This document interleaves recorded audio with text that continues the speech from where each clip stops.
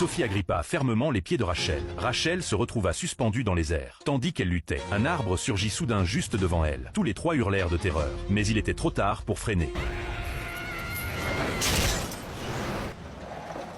Mike et Sophie restèrent complètement sonnés. Mike redémarra rapidement pour poursuivre leur fuite. La route était bloquée par un arbre immense. Sophie et Mike n'eurent d'autre choix que d'abandonner la voiture et de s'enfuir dans les bois. En courant, ils arrivèrent à un marécage. Le tueur les rattrapa rapidement. À leur grande stupeur, il n'avait aucune peur de l'eau. Il plongea soudainement sous la surface, puis nagea silencieusement vers eux par en dessous. Alors que Sophie et Mike paniquaient, le tueur jaillit hors de l'eau et les attaqua. Au moment critique, Mike s'interposa pour les défendre, ce qui leur donna une chance d'échapper temporairement au tueur. Le tueur replongea sous l'eau. Sophie était tellement terrifiée qu'elle sortit précipitamment du marécage. Quand elle se retourna, Mike avait disparu. Sophie et Mike s'étaient séparés. Puis un cri retentit au loin. Sophie était absolument terrorisée. Elle se cacha dans un bunker souterrain. À l'intérieur se trouvait un coffre en pierre mystérieux, orné de 2 serpents venimeux noirs. Quand Sophie regarda à l'intérieur du coffre, il était rempli de victimes assassinées. C'était la cachette secrète du tueur. Sophie voulut sortir de là immédiatement, mais le tueur venait de rentrer.